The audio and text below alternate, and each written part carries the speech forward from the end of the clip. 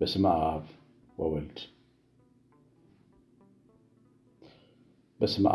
ወወልድ ወመንፈስ ቅዱስ አሐዱ አምላክ አሜን። ተወዳችሁ በጌታችን በአምላካችን በመድኃኒታችን በኢየሱስ ክርስቶስ በሰማያዊ ስፍራ በመንፈሳዊ በረከት የተባረካችሁ በብዙ ደግነቱ ቸርነቱ ምሕረቱ የምትኖሩ ከሰማያት የወረደ ከእናታችን ከእመቤታችን የተወለደ ዕዳ በደላችንን ለመክፈል መስቀል ላይ በተሰቀለ ጊዜ ዕዳ የተከፈለለት የዳነ ሕዝብ ያደረገን ያደረጋችሁ የእግዚአብሔር ልጆች ተብለን እንድንጠራ እንዲህ ያለውን ፍቅር የሰጠን ብሩካን እግዚአብሔር ልጆች እንደምን ቆያችሁ? ሁሉን የሚችል አምላክና ጌታ ኢየሱስ ክርስቶስ ከሰማያዊ አባቱ ጋር ሕያው ከሚሆን ከመንፈስ ቅዱስ ጋር ተወደደ የተመሰገነ ይሁን። የእግዚአብሔር ልጆች እግዚአብሔር ባርኮት እና የሰው አስተዋጽኦ ምንድን ነው? እኛና እግዚአብሔር ዛሬ እኛና እግዚአብሔር የምናይበት ክፍለ ጊዜ ነው። ከዳዊት መዝሙር 2 ሀሳቦችን እናያለን። መዝሙር 90 በቅንፍ 91 ላይ እግዚአብሔርን አንተ መታመኛዬ ነህ እለዋለሁ፣ አምላኬና መሸሸጊያዬ ነው፣ በእርሱ እታመናለሁ። ዳዊት እሱ ለእግዚአብሔር ስለሚለው ወይም ለእግዚአብሔር ስላለው ነገር ሲናገር እግዚአብሔርን አንተ መታመኛዬ ነህ እለዋለሁ፣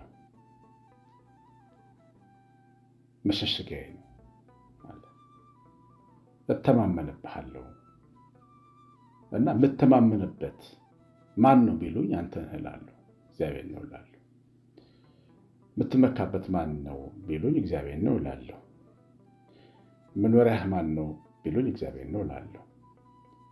ይቅር የሚልህና የሚቀበልህ ማን ነው ቢሉኝ እግዚአብሔር ነው እላለሁ።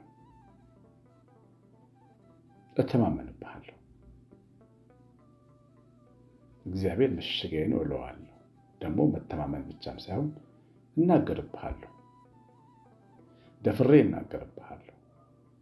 በእግዚአብሔር ተማምኖ መናገር ጠንካራ ድፍረት ይፈልጋል። ታውቃላችሁ፣ በናቡከደነፆር ፊት 3 ሕፃናትን ተመልከቷቸው። እግዚአብሔር ያድነናል፣ ባያድነንም እንኳ እሳት ውስጥ እንገባለን ያሉት እግዚአብሔር ያድነናል የሚለው ምስክርነት የእግዚአብሔርን አዳኝነት በአደባባይ ለመናገር አልፈሩም። ባያድናቸውስ? እና ልክ ውስጣችን ማመን ይፈልግና ደግሞ አመክንዮአችን ደግሞ ያንን እምነት ይቃወማል። ባይሆንስ ምን ታደርጋላችሁ ይለናል።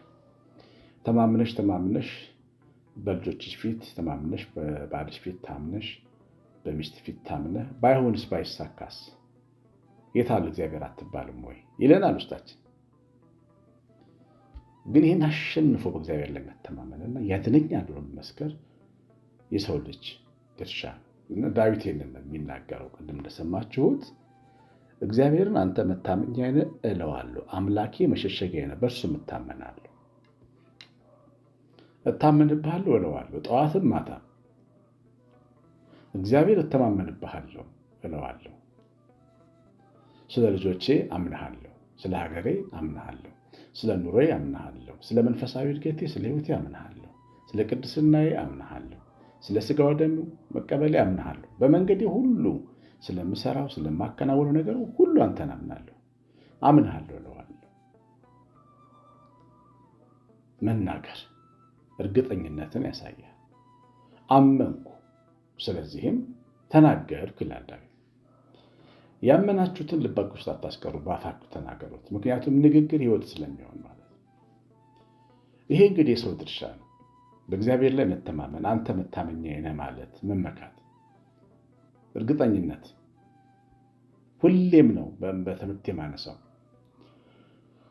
በአምላካችን ላይ ያለው እምነታችን ማደግ አለበት በደንብ።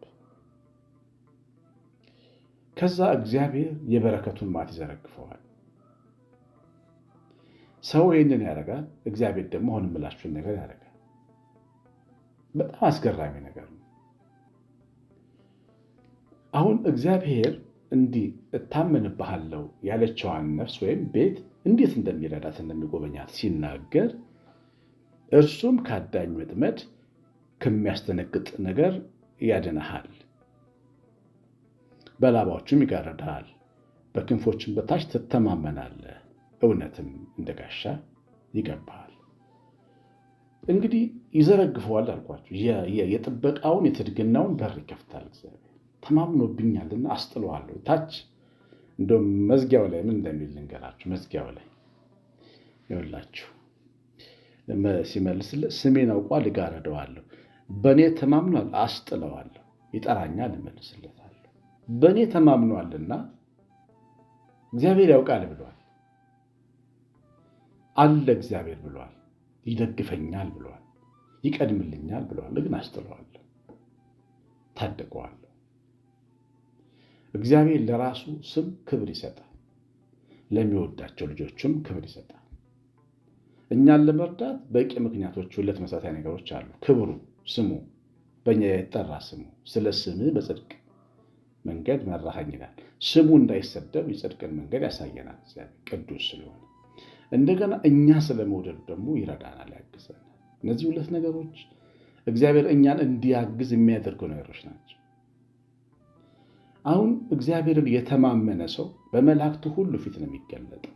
ስትናገሩ መላእክትም ያዳምጣሉ። ልብ ውስጥ የያዝነውን ነገር መናገር ስንጀምር ርኩሳን መናፍስትም ቅዱሳን መላእክትም ያዳምጡታል። በሰማይ ፊት ነው የምንናገረው። ስለዚህ እግዚአብሔር ለስሙና ለታማኝነቱ ታማኝ ነው። በተማመኑ ሰዎች ፊት ሕይወት ውስጥ ተአምራት ማድረግ፣ ትርግና መስራት ይጀምራል። ከአዳኝ ወጥመድ ያድነኛል። የመጀመሪያ ስራው ሳናቀው እንዳንበላ ይጠብቀናል። እማናየውን ወጥመድ ያክሽፈልናል ማለት። ብዙ ጊዜ እኛ የምናየውን እንጠነቃለን፣ እማናየውን ግን አንጠነቅም። እግዚአብሔር እያየን የሚያሻግረን። እማናየውን ወጥመድ ደግሞ የሚያጠምድብን ገሎ የሚበላን ጠላት ነው። አዳኝ የተባለው ለዚህ ነው። እና ከአዳኝ ወጥመድ ያድንሃል፣ በላባዎችም ይሸፍንሃል፣ ከክንፎችን በታች ትተማመናል። ይሄ ደግሞ ልክ የወፍ ጫቅቶችን ነው የምትመስለው። እግዚአብሔር ላይ ያለሽ እምነት ምን ውስጥ ይከትሻል? እግዚአብሔር ክንፍ ውስጥ ይከተናል ማለት። የእግዚአብሔር ክንፍ የሚሞቅና በጣም ዋስትና ያለው ነው። በላባዎቹ ይጋርደናል። ያለን ሳንመስል ግን እንኖራለን። በተሸፈነ ሕልውና ውስጥ እንኖራለን። ማንም ላያየን ይችላል። ጠላት አያየን፣ ሞት አያየን፣ እንቅፋት አያየን፣ ክስረት አያየን፣ በሽታ አያየን፣ ክስ አያየን፣ መሰናክል እንዳንታይ አድርጎ ይሸፍናል። በላባዎቹም ይጋርዳል። መጋረድ መሸፈን ማለት ነው።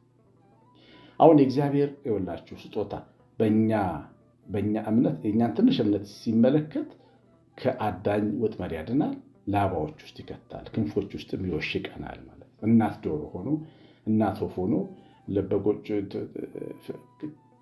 ጫቅቶቿን እንደምትሰበስብ አድርጎ ሸፍኖ ይጠብቀናል። ይሄ እንግዲህ የእግዚአብሔር ስጦታ የሚዘንበው የትርግናው በረከት ነው። እውነት እንደ ጋሻ ይከባሃል፣ እውነት ይከላከልላል። የእግዚአብሔር ቃል ዮሐንስ 16 ላይ እውነት ኢየሱስ ክርስቶስ መሆኑን ይነግረናል። ኢየሱስ ክርስቶስ ጋሻ ይሆናል ማለት ነው። ከፊትህም ከኋላህም ከጎንህም የሚታየው እሱ ይሆናል። አንተ ጠላት ሲያየው አንተ ፊት ላይ ተስሎ ይታያል። ስለዚህም ጠላት እንዲያፍርህ ይሆናል፣ እንዲፈራ ይሆናል ማለት ነው። እግዚአብሔር ልጆች በነ ጳውሎስ ፊት አስማተኞቹ፣ መተተኞቹ፣ የአሕዛብ ሀገር ጠንቋዮች ለምንድን ነው ጮኸው የነበሩት? መናፍስቶቻቸው በጳውሎስ ጸጋ ላይ ፊት ላይ የተሳለው የጌታችን የክርስቶስ መልክ ነው የሚያስጨዋቸው። ያ መልክ በተማመንበት በእኛ ላይ ስለሚሳል እውነት ይከበናል፣ ስዕሉ ይሳልብናል። ማንም እንዳይደፍረን እንዲወደን፣ ቅዱሱ ጻድቁ እንዲወደን፣ ክፉ ደግሞ እንዲፈራን አድርጎ መልካችንን ይቀይረናል ማለት ነው። ያ እውነት የከበበን እውነት ውስጣችንን ይቀይረዋል። ከሌሊት ግርማ፣ በቀን ከሚበር ፍላጻ፣ በጨለማ ከሚሄድ ክፉ ነገር፣ ከአደጋና ከትርጋኔን አትፈራ። ሌሊት እጅግ ያስፈራል። ሌሊት ማለት የማታ ሌሊት ብቻም ሳይሆን የህይወት ሌሊት፣ የህይወት ምሽቶች አሉ። አንዳንዴ ከባባድ ግርማ ያላቸው የመከራ ጊዜያቶች አሉት ሰው። በዚያ ውስጥ ግን አትፈራም ይላል። ትወጠዋለህ። መቼም ከባባድ መከራ ውስጥ ገብታችሁ የምታውቁ ሰዎች ታውቁታላችሁ፣ እንዴት ከባድ እንደሆነ የመከራ ጨለማ። ከዛ መከራ ጨለማ ውስጥ ደግሞ ጸንታችሁ ወጣችኋላችሁ። እግዚአብሔርን ተማመናችሁ።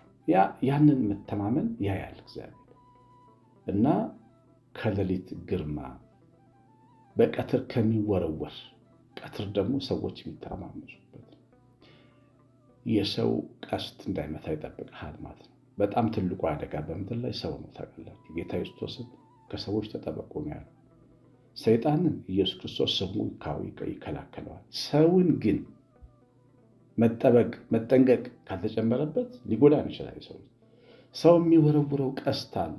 ቀትር ነው ቀን ነው ብለህ አንተ ብርሃን አለ ፀሐይ አለ ብለህ ልትወጋ ትችላለች ነው የሚለን እግዚአብሔር ቃል። ከዛም ቀስት ያድናል። ከአደጋ ከቀትር ጋር ትጠበቃል። አደጋ መኪና ስትነዳ፣ አደጋ ቤትህን ስትመራ ምንድን ነው ዋስትናችን? ቤታችን ያለው ሲሊንደር ፈንድቶ ተቃጥሎ የሚጠብቀን ቤታችን ምን ዋስትናችን? ምንነዳው መኪና አንድ ነገር ቢሆን ምን ዋስትናችን? የሆነ ነገር አምልጦ መንገድ ስንሄድ በእግራችን ቢያጋጥም ምንድን ነው ዋስትናችን? እግዚአብሔር ከአደጋ ስለሚጠብቃል የተማመንነው አምላክ እግሮቻችንን ይጠብቃል። እግዚአብሔር መላእክት በሚፈሩት ዙሪያ ይሰፍራል ያድናቸውማል ይላል። የፈራችሁት አምላክ ያመናችሁት አምላክ እግሮቻችንን ይጠብቃል። ወጥተን ገብተናል። በእግዚአብሔር ቸርነት እናመሰግነዋለን እና የእግዚአብሔር ጥበቃ ትርግና እግሮቻችንን እግር እንደ ልብ መሄጃ ነው። ታውቃላችሁ እግሮቻችንን ይጠብቃሉ። በቀትር በቀን ነጋ ብለን ሮጥ ስንል ምን እንደጎደለን ሳናቅ እግዚአብሔር መጥቶ ይሞላዋል። እግዚአብሔር ይከላከላል።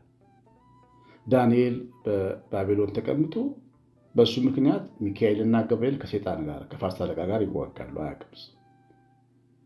እሱ አንድ ምርኮኛ እስራኤላዊ እንደሆነ የሚሰማው ሰው በሱ ምክንያት ሰማይ ላይ ሰልፋል።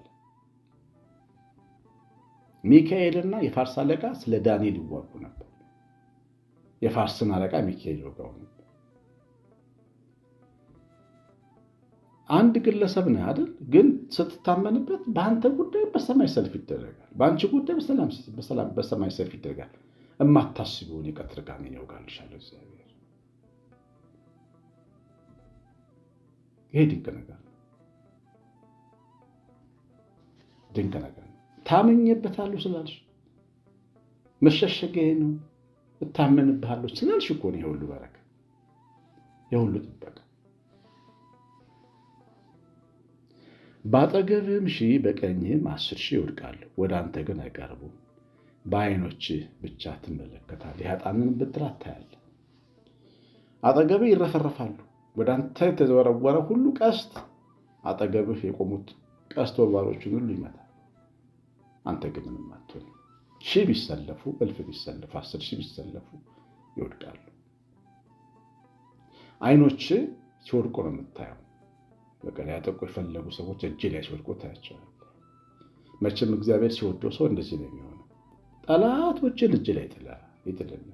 ከዛ በመልካምነት መልስላቸው ያደርጋል። የእግዚአብሔር ደግ አበቃቀል ነው። ክፉን በክፉ ሳይሆን ክፉን በደግ ማሸነፍ።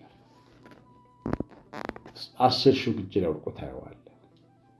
የኃጥአንን ብድራት ታያለህ። ግፈኞች፣ አመፀኞች እግዚአብሔር ዋጋ ሲከፍላቸውም ያሳይሃል። በዛም ውስጥ የኃጥአንን ብድራት የምታየው አንተም ኃጢአት ሲሰራ እንዳትደፍር ለማስተማር፣ አንቺም በኃጢአት እንዳትቆይ ለማስተማር። ኃጢአተኞች እንደዚህ ይሆናሉ ነው የሚለን እግዚአብሔር። የኃጥአንን ብድራት ታል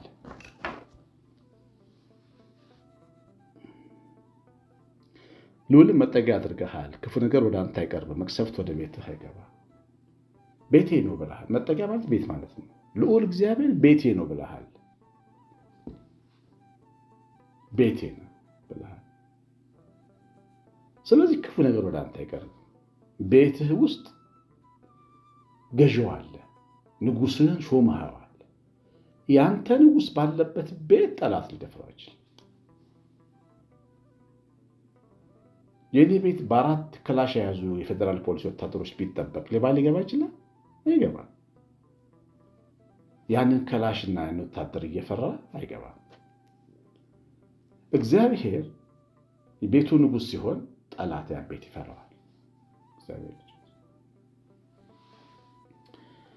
በእግዚአብሔር ባለ መተማመን ይህንን ሁሉ የበረከት ዝናብ እግዚአብሔር ያዘንብልናል። አያችሁ፣ ይሄ ሁሉ የበረከት ዝናብ ለእኛ ይዘንባል።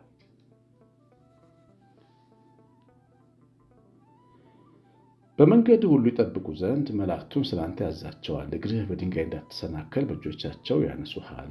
በተኩላ በእባብ ላይ ትጫማለህ፣ አንበሳ ዘንዶን ትረግጣለህ። መላእክቱ ይጠብቁሃል። መላእክቱ መተማመንህን ሲያይ እግዚአብሔር መላእክቱን ይልክልሃል። እግሮችህ እንዳይሰናከሉ ማለት እንቅፋት እንዳይገጥምህ፣ ውድቀት እንዳይገጥምህ፣ ክስረት እንዳይገጥምህ፣ ተስፋ የሚያስቆርጥ ተግዳሮት እንዳይገጥምህ ይጠብቁሃል ማለት ነው። እግሮች በድንጋይ እንዳትሰናከል ማለት። ተስፋ አስቆራጭ ፈተናዎች በሰው ልጆች ሕይወት ውስጥ ይመጣሉ። ከዛ ይጠብቃል። እንግዲህ ተመልከቱ፣ እግዚአብሔርን ስም በመተማመን እሱን መጠጊያ በማድረግ መታመኛዬ ነው ብሎ በመመስከር ልብ እስኪያምን ድረስ የሚመጣው በረከት ቢዘንበው ዝናብ ይህንን ይመስላል። ስለዚህ ልባችሁን አንሱ፣ በእግዚአብሔር ታመኑ፣ በርቱ፣ ልባችሁ ይጽናል። እግዚአብሔር ቃል ይህንን ይነግረናል። የሰማኑን በልባችን ጻፍ። የእግዚአብሔር ቸርነት የእናታችን የእመቤታችን ረድኤት በረከት ይሙላት ጥበቃ አብሮን ይሁን። ኮሜንት፣ ላይክ ማድረግ እንዳትረሱ። ዘራችሁን እግዚአብሔር ይባርክ። የእግዚአብሔር ቸርነት ከሁላችሁ ጋር ይሁን። መልካም ሱባኤ። አቡነ ዘበሰማያት